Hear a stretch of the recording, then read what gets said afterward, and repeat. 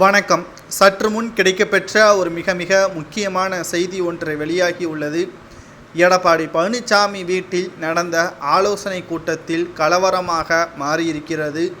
உள்ளாட்சி தேர்தல் டிசம்பர் மாதத்தில் நடைபெற உள்ளதாக தகவல்கள் வெளியாகியிருந்த நிலையில் அதற்கான வேலைகளை பார்ப்பதற்கும், குறிப்பாக தென் மாவட்டங்களில் முக்குளத்தோர்கள் ஓட்டுக்கள் நமக்கு கிடைக்காத காரணத்தினால்தான் நடந்து முடிந்த மக்களவை தேர்தலில் மிகப்பெரிய ஒரு தோல்வியை நாம் சந்தித்துள்ளோம் என்று எடப்பாடி பழனிசாமி அவர்கள் கருத்தை தெரிவித்திருந்தார். தென் மாவட்ட நிர்வாகிகள் இதற்கு பதில் கொடுக்கும் பொழுது, எடப்பாடி பழனிசாமி அவர்கள் ஒரு சாராரை புறக்கணிக்கும் பொழுது தென் மாவட்ட நிர்வாகிகள் அதிமுகவை புறக்கணித்து விட்டார்கள். அதிமுக என்பது பலதரப்பட்ட மக்களுக்கு சேவை செய்யக்கூடிய ஒரு இயக்கம்.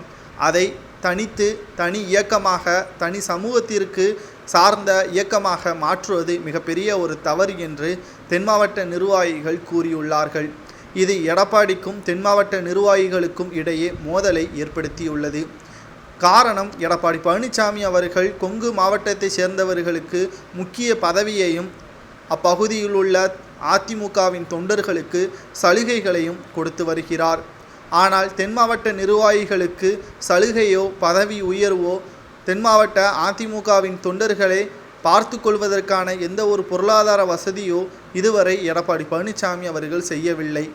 தேர்தல் நேரத்தில் மட்டும் போதுமான பாதுகாப்புடன் தென் மாவட்ட நிர்வாகிகளுடன் தேர்தல் பிரச்சாரத்திற்கு சென்றால் எப்படி வாக்குகள் கிடைக்கும், எதிர்ப்புகள் தான் கிடைக்கும் என்பதற்கேற்ப எடப்பாடி பழனிசாமி வீட்டில் நடைபெற்ற இந்த திடீர் ஆலோசனை கூட்டத்தில் வாய்க்கு வந்த வார்த்தைகளை எடப்பாடி பேசியதால் தென் மாவட்ட நிர்வாகிகள் கடும் கோபமடைந்து, தென் மாவட்டங்களில் உங்களை ஊருக்குள் சேர்க்க மாட்டார்கள், பிரச்சாரத்திலும் சரி வாக்கு சேகரிப்பினும் சரி போலீஸ் பாதுகாப்புடன் தான் நீங்கள் வருவீர்கள், தன்னிச்சையாக உங்களால் ஊருக்குள் கால் வைக்க முடியாது, வைத்தாலும் உங்களுக்கு பின்னால் அதிமுகவின் தொண்டர்கள் தென் மாவட்டங்களில் இருந்து வரமாட்டார்கள் என்பதற்கேற்ப பேசியது எடப்பாடி பழனிசாமி அவர்களுக்கு கடும் கோபத்தை உண்டாக்கியுள்ளது.